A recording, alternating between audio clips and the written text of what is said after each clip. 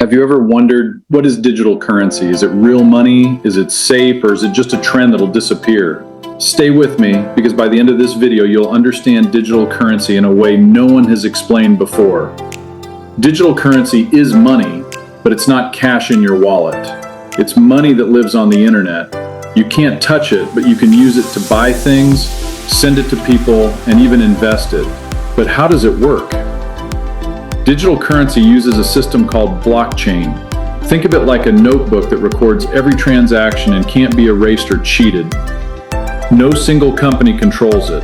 Not a bank, not a government. It's open, global, and decentralized. The most famous digital currencies: Bitcoin, Ethereum, Dogecoin. But here's something most people don't know. There are over 10,000 digital currencies today. Some are valuable, many are worthless. So can you make money?